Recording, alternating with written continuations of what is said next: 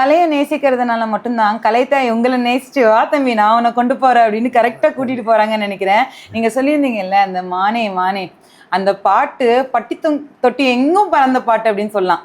So அந்த அளவுக்கு ஒரு வைரலான ஒரு பாட்டு. ஸோ அதுல இருந்து ஒரு 2 லைன் எங்களுக்காக ப்ளீஸ்.